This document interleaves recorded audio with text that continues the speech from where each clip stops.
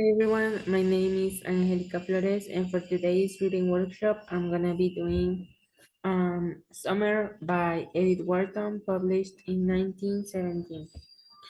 So I'm gonna be reading a fragment of the first chapter, and then I'm gonna be giving you my opinion about it.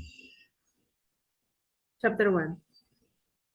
A girl came out of Lawyer Royal's house at the end of the one street of North Dormer and stood on the doorstep. It was the beginning of a June afternoon. The spring night transparent sky shed a rain of silver sunshine on the roofs of the village and on the pastures and large woods surrounding it. A little wind moved among the round white clouds of the shoulder on the shoulders of the hills, driving their shadows across the fields and down the grassy road that takes the name of street when it passes through North Damer.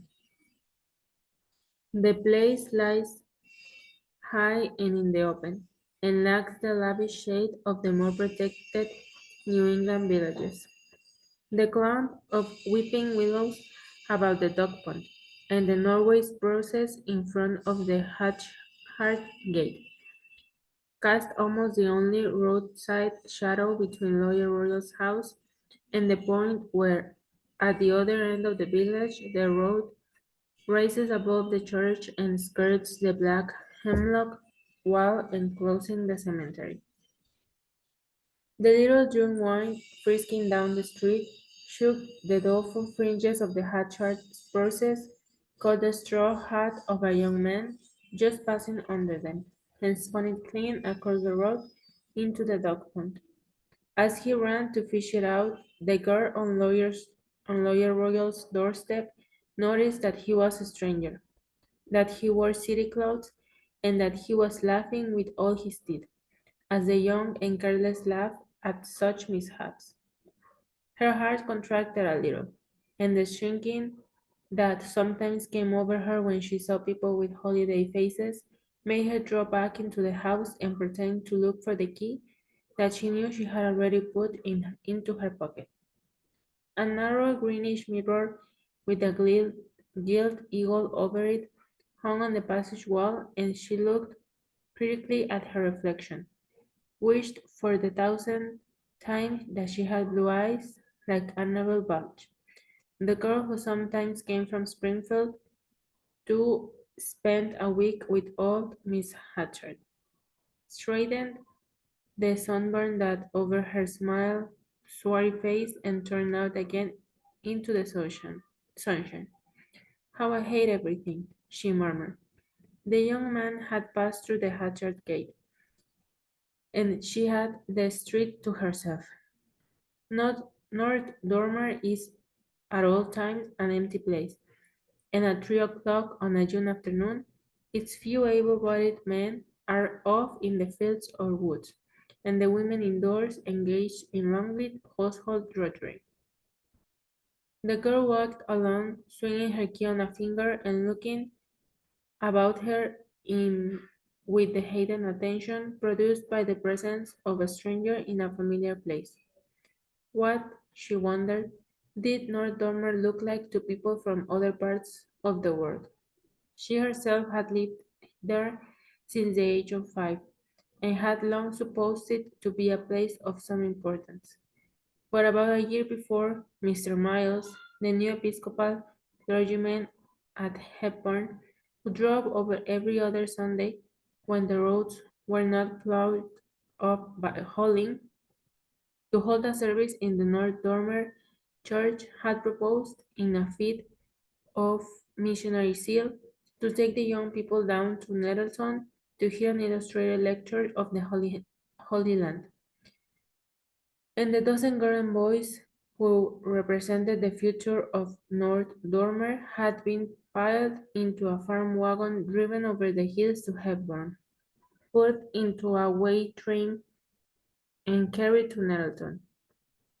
In the course of that incredible day, Charity Royal had, for the first and only time, experienced railway travel, looked into shops with plate glass funds, tasted coconut pie, sat in a theater, and listened to a gentleman saying unintelligible things before pictures that she would have enjoyed looking at if his explanations had not prevented her from understanding them.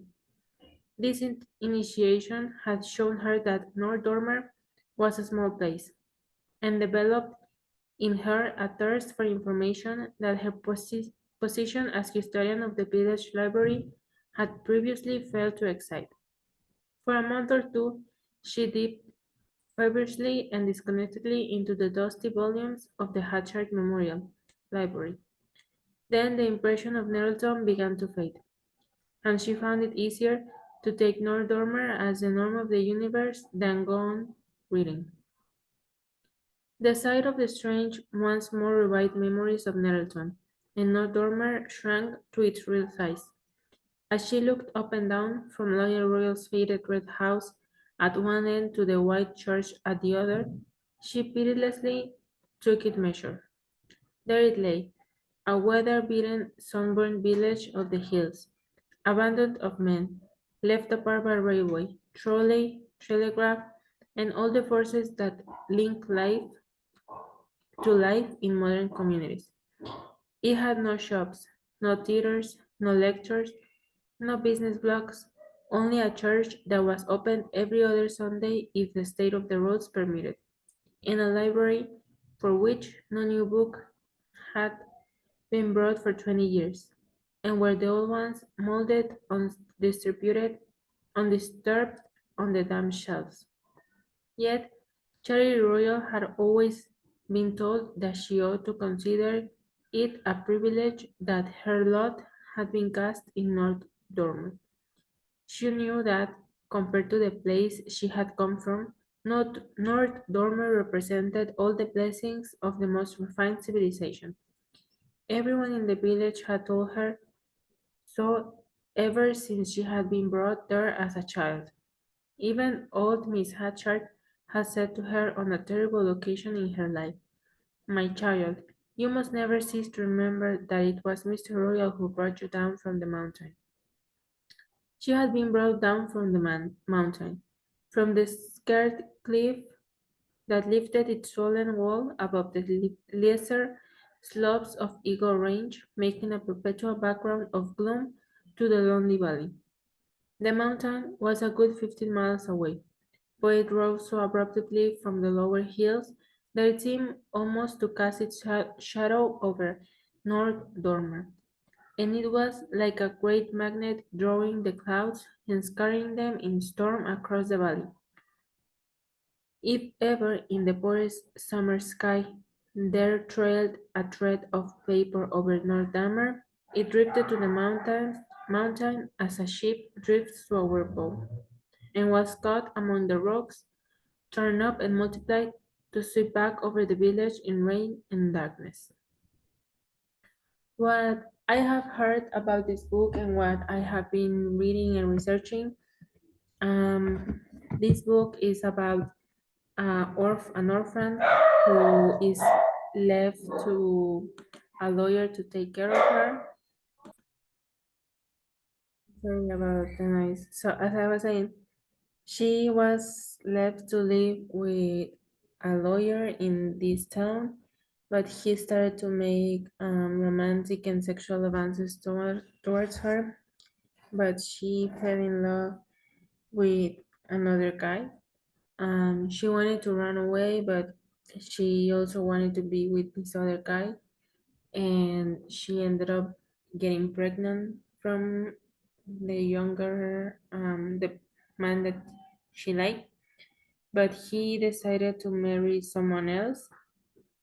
So she, at the end, married the lawyer who was like a father to her because he was the only person who could provide for her and her baby.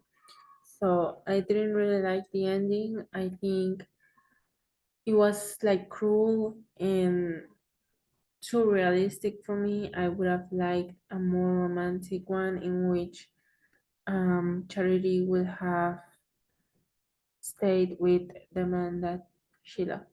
So I highly recommend this book if you want to read it. It's really good. Thank you.